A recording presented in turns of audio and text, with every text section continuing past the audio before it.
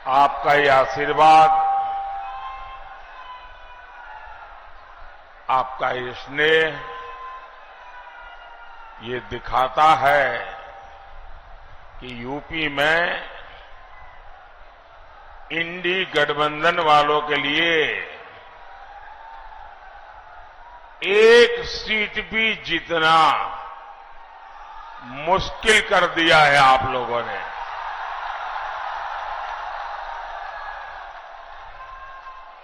चार जून को जौनपुर में इतनी इमरती बटेगी कि सारे रिकॉर्ड टूट जाएंगे। भाइयों और बहनों, ये चुनाव देश के प्रधानमंत्री चुनने का अवसर है। अब ऐसा प्रधानमंत्री जो एक दमदार सरकार चलाए, जिस पर दुनिया रौब न जमा सके, लेकिन वो भारत के दमखम से दुनिया को परिचित करवाए। इसलिए जब आप जौनपुर से हमारे कृपाशंकर जी को वोट देते हैं, मछली शहर से बीपी सरोज जी को वोट देते हैं, तो आपका वोट दमदार सरकार बनाता है।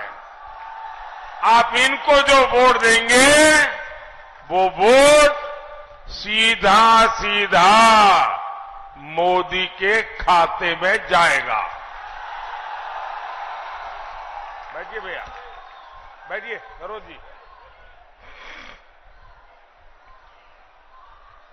और दमदार सरकार कैसे काम करती है, ये आपने काशी में देखा है। ये आप अयोध्या में होते देख रहे हैं। पहले लोग विकास की बातें करते थे तो चर्चा कभी दिल्ली की होती थी, कभी मुंबई की होती थी। अब देश और दुनिया काशी की भी चर्चा करता है, अयोध्या की भी चर्चा करता है।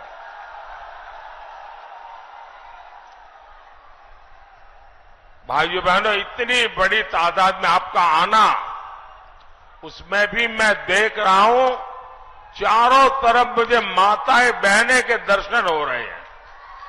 ये मेरा बड़ा सौभाग्य है कि इतनी बड़ी मात्रा में माताएं बहनें इस लोकतंत्र के उत्सव को मना रही है, उसका नेतृत्व कर रही है। और आपके आशीर्वाद, जीवन में और क्या चाहिए। मां बहनें, आपका आशीर्वाद ये मेरी बहुत बड़ी शक्ति बन गई है। साथियों, विकसित भारत बनाना ये मेरा प्रण है। और विकसित भारत का ग्रोथ इंजन पूर्वांचल होगा, पूर्वी भारत होगा। इसलिए जब मैं एक्सप्रेसवे बनाता हूं तो जौनपुर वालों को बड़ा लाभ होता है। जब मैं बनारस के हवाई अड्डे को अपग्रेड करता हूं तो भी यहां के लोगों को फायदा होता है। ये पूरा क्षेत्र हेल्थ और एजुकेशन, शिक्षा और स्वास्थ्य का एक बड़ा मजबूत हब बन रहा है। आने वाले 5 सालों में मोदी योगी पूर्वांचल की तस्वीर और तकदीर दोनों बदलने वाले हैं।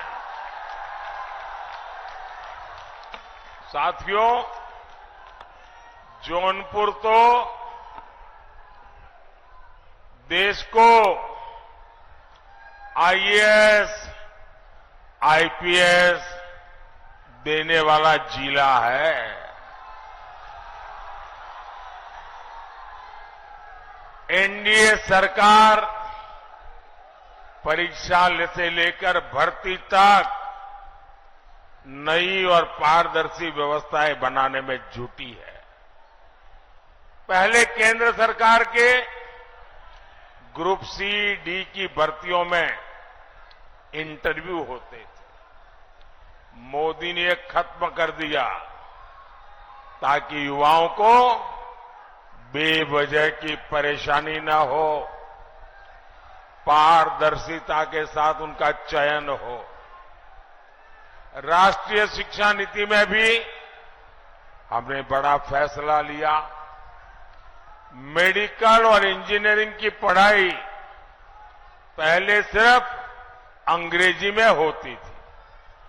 अगर आपका बच्चा स्कूल में अंग्रेजी में पढ़ा है तभी उसको आगे जाने का कोई खिड़की खुलती है।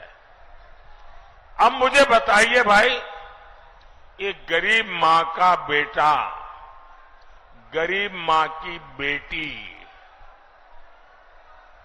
बच्चे को अंग्रेजी पढ़ाने कहां जाएगी? अंग्रेजी पढ़ाने के पैसे कहां से लाएगी? तो क्या मेरा दलित का बेटा डॉक्टर नहीं बनेगा क्या? मेरे पिछड़े का बच्चा डॉक्टर नहीं बनेगा क्या? और इसलिए भाइयों बहनों, मैंने तय कर लिया, अब डॉक्टर बनना है, इंजीनियर बनना है तो आप अपने गांव की भाषा में पढ़ करके आएंगे तो भी डॉक्टर बनेंगे, इंजीनियर बनेंगे। अब गरीब मां का बेटा भी डॉक्टर बनेगा, गरीब मां की बेटी भी डॉक्टर बनेगी, इंजीनियर बनेगी। अब हमने हिंदी में पढ़ाई और हिंदी में परीक्षा, ये रास्ता खोल दिया है। लेकिन आप जानते हैं कांग्रेस और इंडी गठबंधन इसका भी विरोध करते हैं।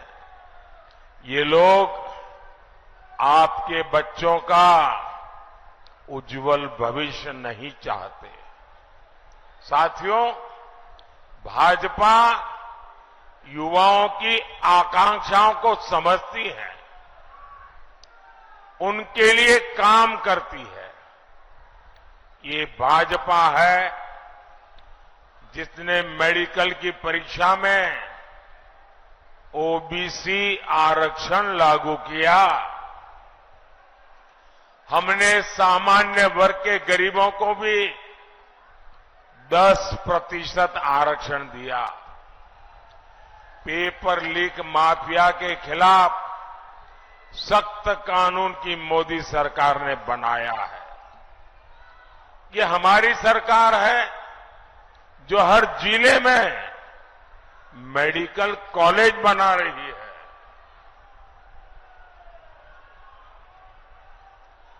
हम रिकॉर्ड संख्या में आईआईटी, आईआईएम, एम्स बना रहे हैं और इस महाअभियान का सबसे ज्यादा फायदा युवाओं को मिल रहा है। भाइयों और बहनों, इस चुनाव में देश के सामने दो मॉडल है।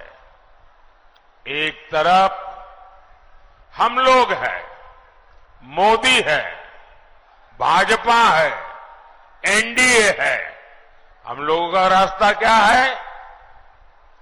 हम लोगों का रास्ता है संतुष्टिकरण, हर किसी को संतुष्ट करना, संतोष देना।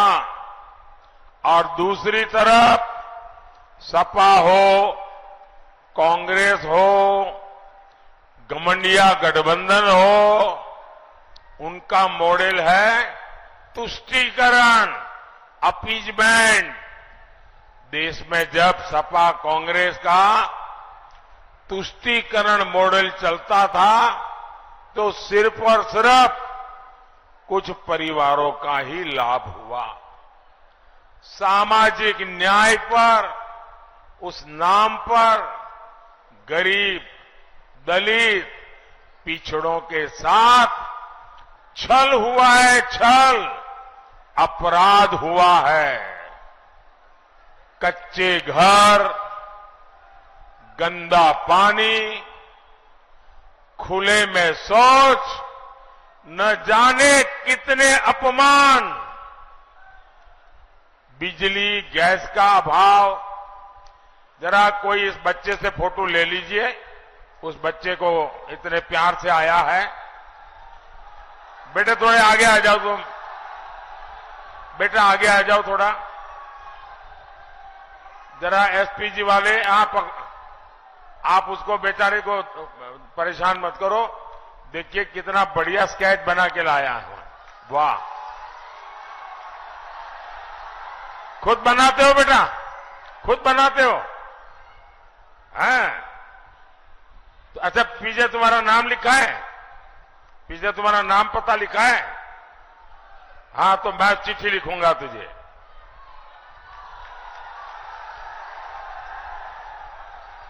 देखिए तुम इतना अच्छा बनाते हो तो पढ़ाई भी उसी में करना, तुम बहुत अच्छे आर्टिस्ट बनोगे। करोगे?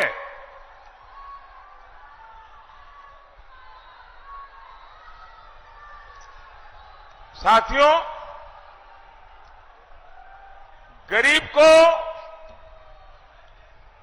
कैसे अभाव में जीना पड़ता था। बिजली नहीं, गैस के चूल्हे का तो सवाल नहीं, राशन नहीं, अस्पताल में इलाज नहीं, नौजवान के लिए पलायन करने के सिवाय कोई चारा नहीं।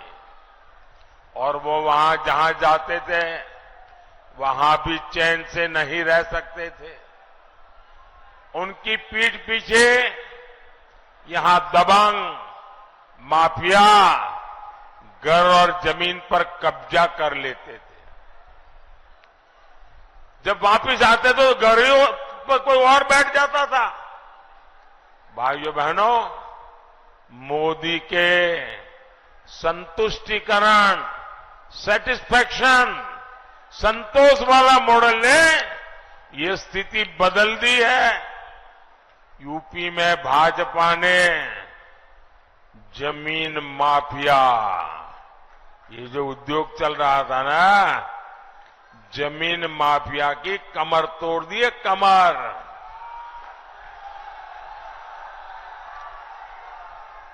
अब नागरिकों का हित सर्वोपरि है। जो जौनपुर में राशन कार्ड बना है, अब उसी पर मुंबई जाओ, सूरत जाओ, हैदराबाद जाओ, मुफ्त राशन उस पर मिल जाएगा।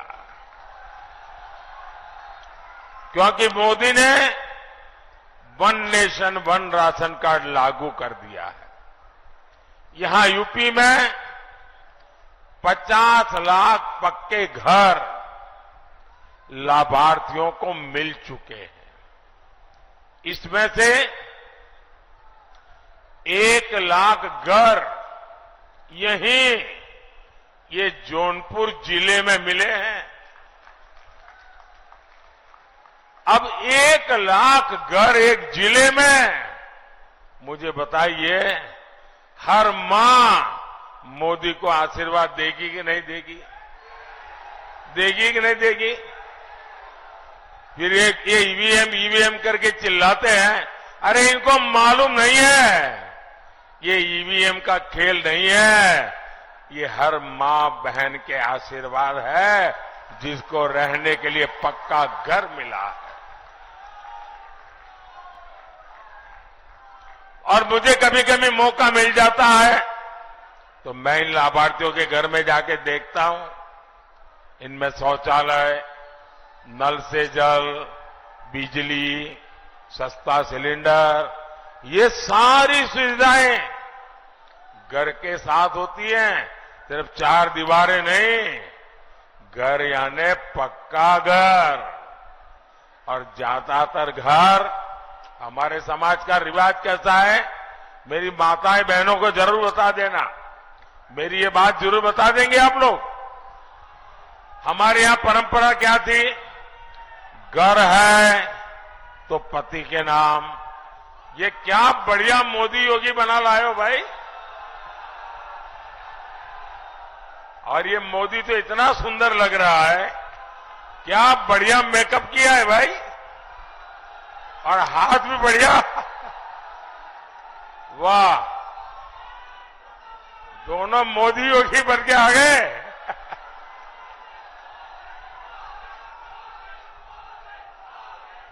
शाबाश शाबाश, बहुत बढ़िया किया आपने। देखिए, सब अखबार वालों की नजर मेरे से हट गई, आप पर आ गई। बढ़िया है, वाह। ये मोदी को तो हाथ हिलाना भी आ गया है।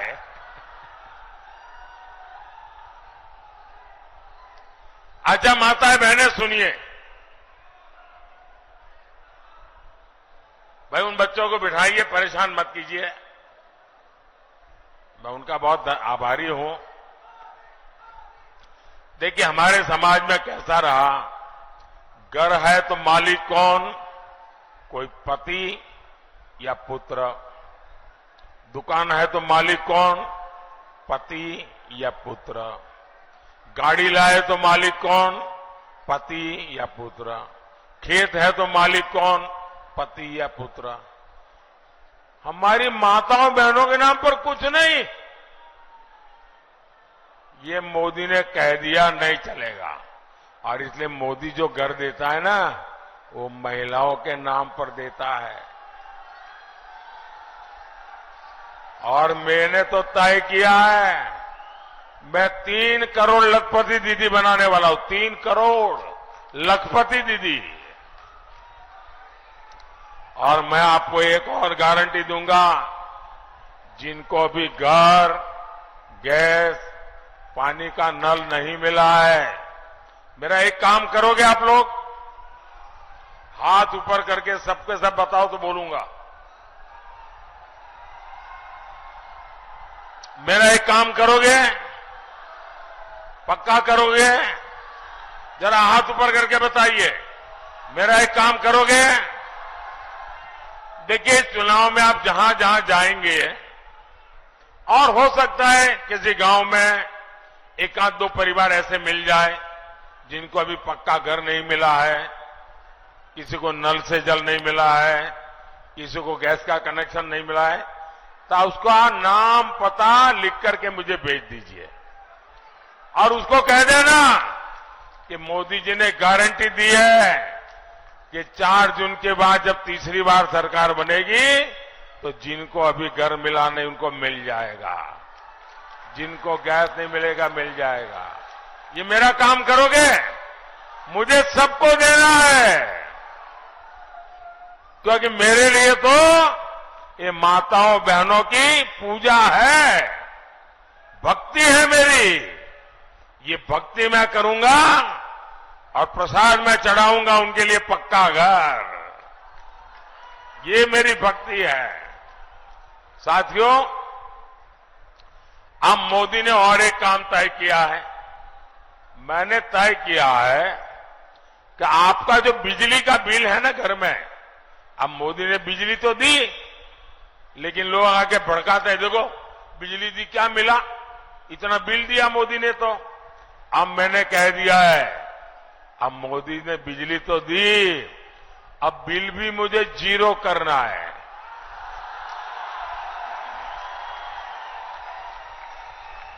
बिजली का बिल 0। इतना ही नहीं, आप बिजली पैदा भी करेंगे और घर के काम की बिजली के अतिरिक्त जो बिजली होगी वो सरकार खरीद करके आपको कमाई भी होगी। ये पीएम सूर्यघर योजना के तहत होगा। मोदी की एक और गारंटी आपके परिवार की बचत बढ़ाने वाली है। अब देखिए, हर परिवार में बुजुर्ग लोग होते हैं, 70 वर्ष से ऊपर के आयु के माता पिता, दादा दादी, चाचा चाची, नाना नानी, कोई न कोई तो होता ही है। और 70 साल हो जाते हैं तो छोटी मोटी बीमारी भी आ जाती है। अब जो बेटा और बेटी कमाते हैं, उनके सामने एक तरफ खुद का रोजमर्रा की जिंदगी, दूसरी तरफ बच्चों का भविष्य और ऊपर से बुजुर्ग माता पिता की जिम्मेवारी। और उसमें भी अगर कोई बीमारी आ गई तो वो परिवार बेचारा तबाह हो जाता है। कितना ही मेहनती बेटा हो, कितनी मेहनती बेटी हो, लेकिन बीमारी परिवार में मुसीबत कर देती है। तो मोदी ने की एक और गारंटी, आपके माता पिता, दादा दादी, चाचा चाची, नाना नानी अगर वो 70 साल से ऊपर के हैं तो उनके इलाज की चिंता आप नहीं, ये मोदी करेगा, आपका बेटा करेगा। और इससे आपका जो पैसा बचेगा उससे आपको अपने बच्चों का भविष्य बनाना है, बनाएंगे। भाइयों बहनों, एक तरफ मोदी संतुष्टिकरण से सच्चा सामाजिक न्याय देने में जुटा है, तो वहीं सपा कांग्रेस का इंडी गठबंधन तुष्टीकरण के गर्त में गिरता चला जा रहा है।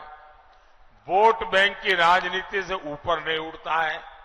आए दिन कभी छिप करके, कभी खुलेआम हिंदू मुसलमान 70 साल से यही खेल करते रहे। अब मुझे बताइए भाइयों, इस देश को 500 साल के इंतजार के बाद, 500 साल के इंतजार के बाद राम मंदिर मिला कि नहीं मिला? आपको आनंद हुआ कि नहीं हुआ? गर्व हुआ कि नहीं हुआ? पूरा देश खुश है, दुनिया में रहने वाला हर हिंदुस्तानी खुश है, लेकिन ये परिवारवादी गालियां दे रहे हैं, गालियां। सपा के शहजादे, उनके एक चाचा, वो तो राम मंदिर को कहते हैं बेकार है, बेकार। ये सपा के शहजादे काशी का मजाक उड़ाते हैं। साथियों, अपने वोट बैंक को खुश करने के लिए ये लोग हर हद पार कर रहे हैं। अब मुझे तो हैरानी है, 21वीं सदी और ये 3 तलाक का झंडा लेके घूम रहे हैं। ये माताओं बहनों के साथ जुल्म हो रहा है, ये समझने को तैयार नहीं। क्यों? वोट मिलता है। ये आर्टिकल 370 जो हटाया हमने, देश का संविधान पूरे देश में लागू किया, अब कहते नहीं, हम 370 की दीवार फिर से बना देंगे। ये धर्म के आधार पर देश में आरक्षण की वकालत करते हैं। ये देश का संविधान बदलकर एससी, एसटी, ओबीसी को जो आरक्षण मिला है उसका हक छीनना चाहते हैं, डाका डालना चाहते हैं। और ये काम उन्होंने कर्नाटक में कर दिया। वहां उन्होंने क्या किया, वहां जितने मुसलमान थे कर्नाटका में, कितने ही सुखी हो, संपन्न हो, पढ़े लिखे हो, उन्होंने रातों रात सभी मुसलमानों को एक हुक्म करके ओबीसी बना दिया। ऐसे क्या हुआ, जो ओबीसी को आरक्षण मिला था उसमें बहुत बड़ा डाका डाल दिया। रातों रात आरक्षण का 2 हिस्से हो गए, एक हिस्सा उनके पास चला गया और बाकी जो इतने सालों से ओबीसी का आरक्षण था वो बेचारे रोते रह गए। और ये पूरा मॉडल पूरे देश में लागू करना चाहते हैं। भाइयों बहनों, मैं भी आप ही के बीच में से निकला हूं। क्या मेरे जीते जी ये कर पाएंगे क्या? मेरे जीते जी ये ओबीसी का आरक्षण छीन पाएंगे क्या? मेरे जीते जी ये एससी का आरक्षण छीन पाएंगे क्या? मेरे जीते जी एसटी का आरक्षण छीन पाएंगे क्या? भाइयों बहनों, मैं जिंदा हूं ना, तब तक मैं इनको ये राजनीति नहीं करने दूंगा। अब आपने सुना होगा, ये कांग्रेस वाले एक एक्सरे मशीन लाए, एक्सरे मशीन। जरा उससे सावधान रहने की जरूरत है। ये कांग्रेस वाले अभी पिछले एक हफ्ते से मैं जरा उनकी हिडन एजेंडा को खुला कर रहा हूं, तब से डर गए हैं और मुझे लगता है उनका एक्सरे मशीन बिगड़ा हुआ है, रिपेयरिंग में गया लगता है। वो कहते हैं हम आपकी संपत्ति का एक्सरे निकालेंगे। आपके पास शादी करके आए तो आपके पास कितना सोना था, कितने गहने थे, आपके पास मंगलसूत्र था कि नहीं था, बैंक में कुछ पैसा पड़ा है कि नहीं पड़ा है, खेत खलिहान कितना है, गाड़ी वाड़ी व्यापार वगैरह कुछ। बोले हम सारा एक्सरे निकालेंगे और आपकी आवश्यकता से ज्यादा है वो हम छीन लेंगे। मुझे बताइए, आपको छीनने देंगे क्या? आपका खेत खलिहान छीनने देंगे क्या? आपका मंगलसूत्र छीनने देंगे क्या? आपके गहने छीनने देंगे क्या? भाइयों बहनों, इनका तो इरादा है कि अब आपके पास जो है ना, वो मरने के बाद आप अपने बच्चों को नहीं दे सकते हैं। बताइए, हमारे देश में हर माँ बाप जीवन के आखिर में चाहता है कि मेरे पास कुछ ज्यादा हो ताकि मैं बच्चों को दे करके जाऊं। ये कहते हैं मरने के बाद आप अपने बच्चों को नहीं दे पाएंगे, आधे से ज्यादा सरकार ले लेगी। क्या आप लेने देंगे क्या? भाइयों बहनों, ये सपा कांग्रेस के खेल खतरनाक है। शहजादों की नीति खतरनाक है। वो आप यहां आपसे वोट मांगने हैं और दक्षिण भारत में जाकर के उत्तर प्रदेश के लोगों का अपमान करते हैं, गालियां देते हैं। उत्तर प्रदेश के लोगों के लिए अनाप शनाप भाषा बोलते हैं वो। ये लोग सनातन धर्म को गालियां दिलवाते हैं। इनके साथ ही डीएमके के लोग हो, केरल में लेफ्ट के लोग हो, कर्नाटक और तेलंगाना कांग्रेस के लोग हो, जब वो दल यूपी के लोगों को गालियां देते हैं तो सपा कांग्रेस वाले अपने कान में रुई डाल देते हैं। क्या यूपी के लोगों को गाली देने वाले इंडी गठबंधन को आप माफ कर देंगे क्या? हम उत्तर प्रदेश के लोगों को गाली देने वालों को माफ कर देंगे क्या? साथियों, विकसित भारत के लिए हमें भाजपा को जिताना है, हमें भारत को मजबूत बनाना है। ये बतावा हम यहां से जीत के लिए आश्वस्त हो के जाए ना? बोला? अरे फिर से बोला। मछली शहर में भी कमल के फूल खिली ना? बोला खिली ना? यही जोश है जिसके चलते फिर एक बार देश कह रहा है, फिर एक बार